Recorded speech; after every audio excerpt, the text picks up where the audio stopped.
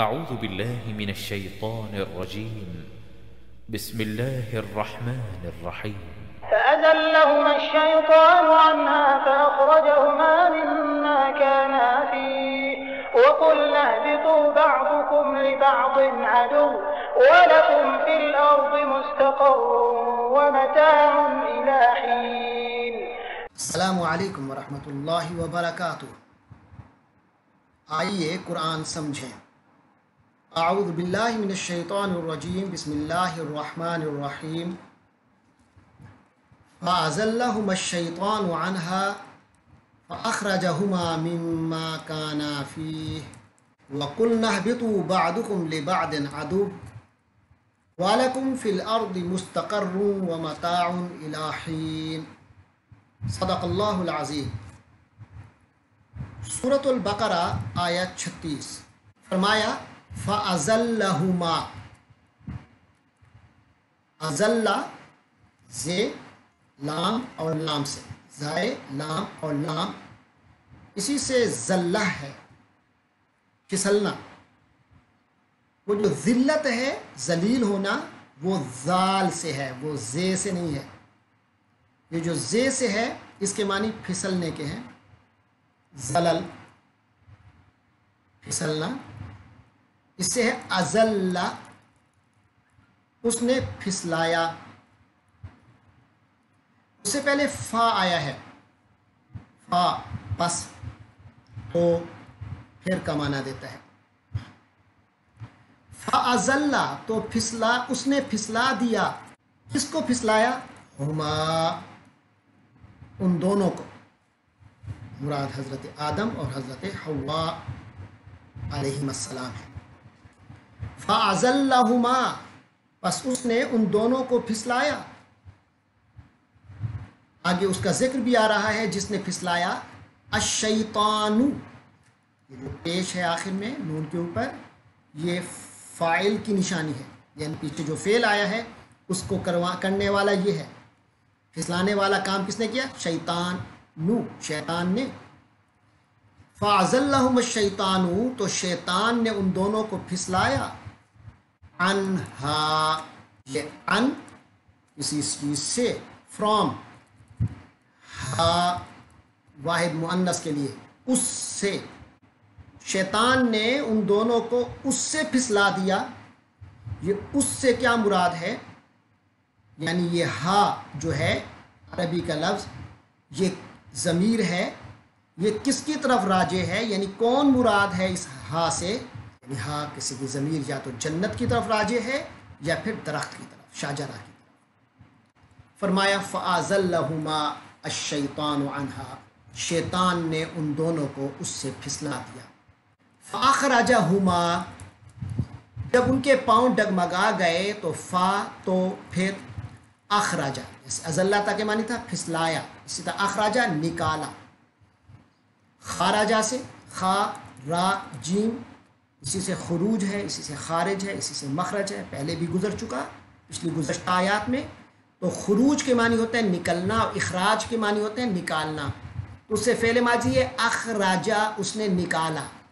پھر آ گیا ہما، اس نے نکالا، کس کو نکالا؟ ان دونوں کو، یعنی آدم و حوا کو۔ فاخرجہما تو ان دونوں کو نکلوا دیا۔ مما، یہ دو لفظ ہیں، پہلا ہے مم، دوسرا ہے ما۔ یاد ہوگا سورۃ البقرہ کی آیت نمبر 3 میں وَمِمَّا رَزَقْنَاهُمْ يُنْفِقُونَ آیا تھا۔ تو من کے معنی سے، ما کے معنی جو، اس میں موصول ہے، مما اس میں سے جو۔ تو اس نے ان دونوں کو نکلوا دیا اس میں سے جو، کانا، کانا ہاں، الف ایڈ ہوا تو کانا وہ دو تھے۔ فی کے معنی میں اور ہی کے معنی اس، فی ہی اس میں۔ تو فرمایا اخراجہما، اس نے ان دونوں کو نکلوا دیا، مما اس میں سے جو، کانا فی ہی وہ جو جس میں تھے، اس حالت میں جس میں وہ تھے، اس سے شیطان نے ان کو نکلوا دیا۔ تو وہ جو جنت کا ماحول تھا اس سے انہیں نکلوا دیا۔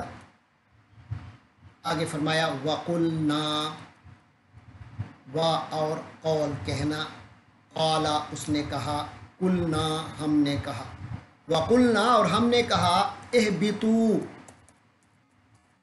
یہ ہا با اور تو سے ہے، اسی سے حبوط ہے، لینڈ کرنا، نیچے اترنا۔ جہاز جب لینڈ کرتا ہے تو اس کو عربی میں حبوط کہتے ہیں۔ احابطت الطائرہ، طیارے نے لینڈ کیا۔ حابطہ نیچے اترا، یہبتو نیچے اترتا ہے، اہبت نیچے اتر، آگے وام اور الف کا ایڈ کیا تو اہبتو تم سب نیچے اترو، اور ہم نے کہا تم سب نیچے اترو۔ بعضکم بعض، کم تم میں سے، کہتے ہیں مدینتکم تمہارا شہر، وطنکم تمہارا وطن، بعضکم تمہارے بعض یعنی تم میں سے کچھ۔ لے الحمدللہ تمام تعریفیں اللہ کے لیے ہیں، لے کے لیے، تم میں سے بعض، لے بعضن بعض کے لیے، تم میں سے کچھ کے لیے، عدو دشمن ہے، وَلَكُمْ اور لکم تمہارے لیے، فی الارض زمین میں، مستقر اسی سے یہ قاف را سے ہے، اسی سے قرار ہے، قرار پکڑنا یعنی ٹھہرنا،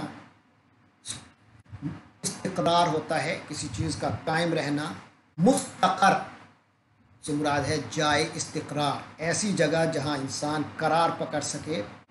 تو فرمایا فی الارض مستقر، زمین میں ٹھکانہ ہے، ومتاع اور متاع ہے، متاع کے معنی سامان، ضرورت کی چیزیں، ضرورت کی چیز کو متاع کہتے ہیں، ومتاع اور کچھ ضرورت کا سامان ہے، الی حین، الی کے معنی تک اور حین کے معنی وقت، مدت، تو الی حین کچھ مدت تک۔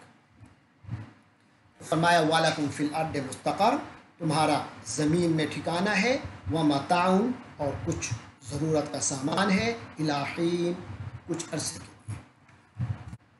گزشتہ آیت میں آپ کو یاد ہوگا فرمایا گیا کہ حضرت آدم علیہ السلام کو جب کچھ عرصے کے لیے جنت میں رکھا گیا بما اپنی بیوی حضرت حوا کے، اور ساتھ ہدایت دے دی گئی کہ جنت کی ہر چیز کھا سکتے ہیں، جیسے رہیں چاہیں رہ سکتے ہیں، البتہ یہ چیز جو ہے، جو درخت ہے، اس کے قریب نہیں جانا ہے، اس کا پھل نہیں کھانا۔ تو وہ اس پر قائم تھے، مگر ان کو شیطان نے اس سے پھسلا دیا۔ تو اللہ تعالیٰ فرماتے ہیں کہ فَأَزَلَّهُمَ الشَّيْطَانُ، شیطان نے ان کو دونوں کو اس سے پھسلا دیا، عنہا اس جنت سے یا اس درخت کے حوالے سے، فَأَخْرَجَهُمَا مِمَّا كَانَا فِيهِ، تو لہٰذا وہ شیطان سبب بنا ان کو نکلوانے کا اس حالت سے جس میں وہ دونوں تھے۔ وَقُلْنَا اهْبِطُوا بَعْضُكُمْ لِبَعْضٍ عَدُوٌّ، تو جب وہ لغزش ہو گئی، وہ خطا سرزد ہو گئی، تو اللہ تعالیٰ فرماتے ہیں کہ پھر ہم نے کہا کہ اب نیچے اتر جاؤ۔ ایک تو یہ ہے کہ اب جنت کا تمہارا پیریڈ اس کو کھاتے ہی ختم ہو گیا، اب تم نیچے جاؤ گے، زمین جس میں تمہیں خلیفہ بنایا گیا ہے، اب تم نیچے جاؤ۔ اور یہ نہیں کہا اہبتا تم دونوں نیچے جاؤ، آدم اور حوا، بلکہ سب نیچے جاؤ۔ تو یہاں اس جمع کے صیغے یعنی سب سے کیا مراد ہے، تو بعض حضرات نے اس میں ابلیس کو بھی شامل کیا ہے، جس کا آسمانوں میں آنا جانا تھا، تو اس کو کہہ دیا گیا کہ اب تم نیچے جاؤ، تم آسمان سے زمین پر جاؤ، اور آدم و حوا تم جنت سے زمین کی طرف جاؤ۔ تو فرمایا وَقُلْنَا اهْبِطُوا، اور ہم نے کہا کہ تم سب نیچے جاؤ۔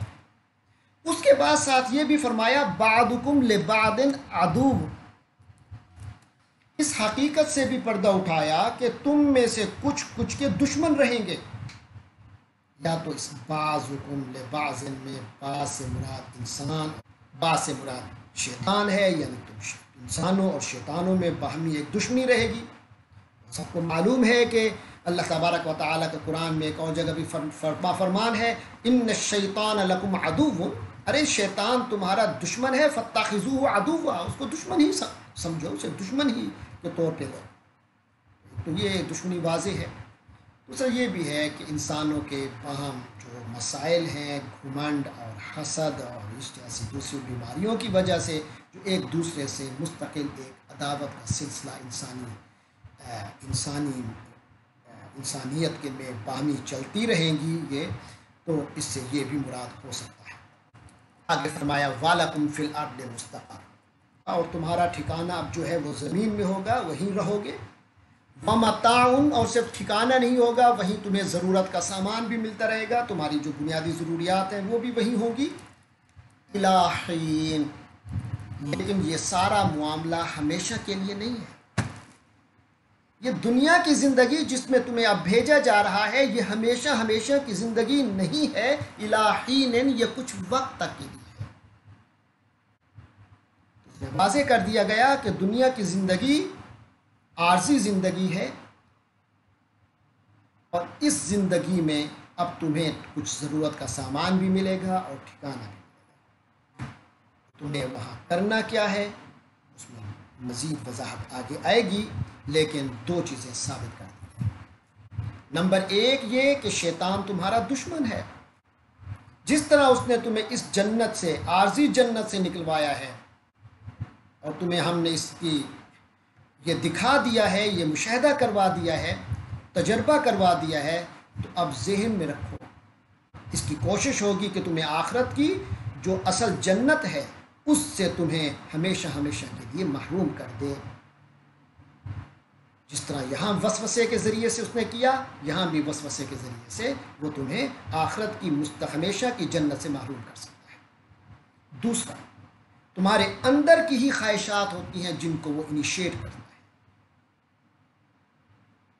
تو تمہارے اندر کا نفس بھی تمہارا دشمن ہے اور تمہارا باہر کا شیطان بھی دشمن ہے، لہٰذا ان دونوں سے بچ کر ہی اب اگلی زندگی گزارو۔ تو بہرحال اللہ تبارک و تعالیٰ سے دعا ہے کہ وہ ہمیں ہر قسم کے دشمن سے محفوظ رکھے اور ہمیں ہمیشہ ہمیشہ کی جنت عطا فرمائے۔ وآخر دعوانا ان الحمد للہ رب العالمین۔